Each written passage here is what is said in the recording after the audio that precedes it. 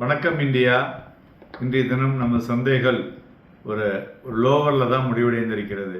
அதுவும் last of an ஹவரில் தான் அந்த செல்லிங் வந்தது.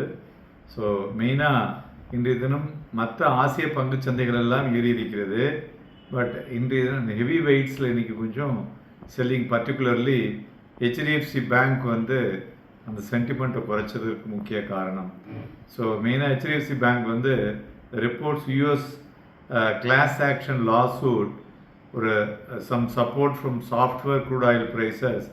So the easing tension in Middle East idella mukkiya kaaranis. Nifty 50 open இன்னைக்கு 24,277.60, intraday high 24,297.45 வந்தது. But index remain under pressure. So most of the session சொல்லலாம் largely below 24,200 மார்க்கில் தான் ட்ரேட் ஆகிட்டு இருந்தது. புக் ப்ராஃபிட்ஸ் இன் ஹையர் லெவல்ஸில் இன்றைய தினம் பார்க்க முடிஞ்சது. ஸோ நிஃப்டி 50 க்ளோஸ்ட் அட் 24,090.85, கிட்டத்தட்ட 116 புள்ளிகள் குறைந்து முடிவடைந்தது. அதுபோல் பேங்க் நிஃப்டியும் 0.47% வீழ்ச்சி அடைந்திருக்கிறது. வாலட்டிலிட்டி இண்டெக்ஸ் கடைசி நேரத்தில் ஸ்பைக் ஆகி 6% ஸ்பைக் ஆகி 11.2 முடிஞ்சிருக்கிறது. நியர் டேர்ம் மார்க்கெட் வாலட்டிலிட்டியை இது அதிகரித்ததை குறிக்கிறது. ஸோ அதுபோல் பிரெண்ட் க்ரூட் ஆயிலும் பார்த்தோம்னா இன்றைக்கி volatile around $88 per barrel. So ஒரு improving supply and renewed geopolitical risk தான் இதுக்கு முக்கிய காரணி.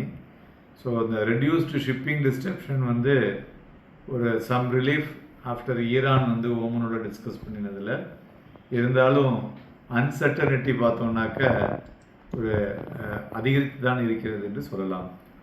So concern over Russia energy supplies அது அதிகரிச்சிருக்கு.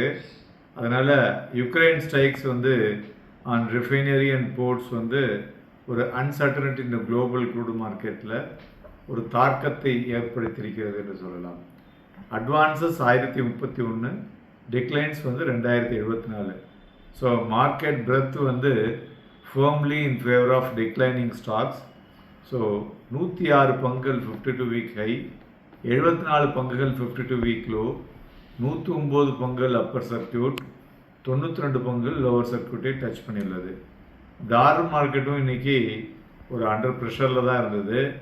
மிட் கேப் 0.1% வீழ்ச்சி, செகண்ட் கன்சிக்யூட்டிவ் டேயாக விழுந்திருக்குன்னு சொல்லலாம். ஸ்மால் கேப்பும் இன்றைக்கி 0.13% விழுந்திருக்கு. இந்த ஃப்ரெஷ் ஆல் டைம் ஐயை டச் பண்ணிவிட்டு விழுந்திருக்கு. ஸோ செக்டரல் பர்ஃபார்மன்ஸ் பார்க்கும்பொழுது 11 செக்டாரில் 2 செக்டார் தான் ஸ்லைட்லி அந்த பாசிட்டிவ் டெரிட்டரி. அதில் ஒன்று தான் நல்லா இருக்குது. ஸோ மெயினாக பார்த்தோன்னா pharma is a good move. பாக்கி எனர்ஜி அண்ட் மிட் செலக்டு ஒரு ஒரு நார்மலாக இருக்குதுன்னு சொல்லலாம்.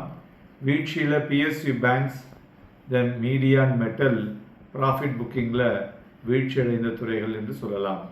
மேலும் இண்டிவிஜுவல் ஸ்டாக்ஸை பொறுத்தவரை பார்த்தோம்னா Adani enterprises, Kotak bank, Adani port, Cipla, பிஎல் இதெல்லாம் ஏரிய பங்குகள்.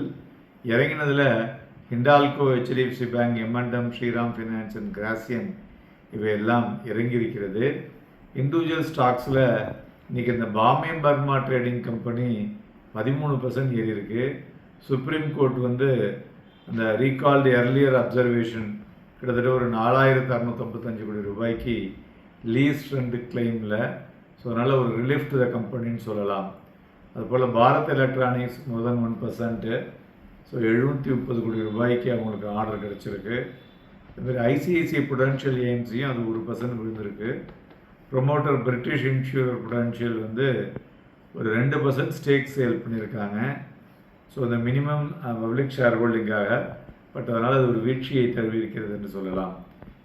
தங்கம் இன்றைக்கி 1,163 ரூபாய் வீழ்ச்சி அடைந்து வெரி ஹை வாலட்டிலிட்டி. காலையில் 2000 பாயிண்ட் விழுந்தது, அப்புறம் ஒரு 400-500 பாயிண்ட் ப்ளஸ் ஆச்சு. அதுலேருந்து 2,500 பாயிண்ட் ப்ளஸ்ஸு.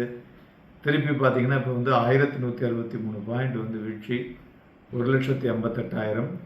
போல் வெள்ளி 444 ரூபாய் இறங்கி 2,39,000. க்ரூட் ஆயிலும் 2 ரூபாய் இறங்கி 789 விநியோகமாகி கொண்டிருக்கிறது.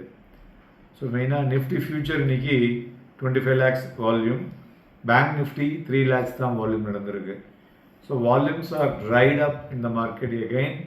ஸோ இது மெயினாக இந்த ஜியோ பொலிட்டிக்கல் டென்ஷன் ஒரு ஒரு ஒரு ஃபைனல் அவுட்கம் வந்ததுன்னா சந்தைகளில் வந்து ஒரு தெளிவு பிறக்கும் என்று எதிர்பார்க்கலாம்.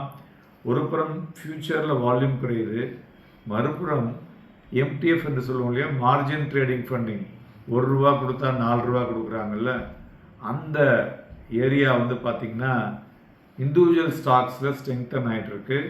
காரணம், உங்களுக்கு இதில் வந்து நிறையா அந்த எஸ்டிடி இன்க்ரீஸ்டு, அதுக்கப்புறம் ஆப்ஷன்ஸில் வந்து நிறைய margin, upfront margin is increase, அதனால் people are going on to that. So அதனால் அந்த ஏரியா கேஷ் மார்க்கெட் வந்து ஒரு பெட்டர் மூமெண்ட்டில் போயிட்டுருக்கு. இதை பற்றி கூட நம்ம ஒரு சிறப்பு பதிவு போட்டிருந்தோம், அதை பாருங்கள். நாளை தினம் சந்தைகளில் வாலட்டிலிட்டி இருக்கத்தான் செய்யும். வாங்கி விற்பதற்கும் விற்று வாங்குவதற்கும் எதுவாக இருக்கக்கூடும். Happy and profitable day.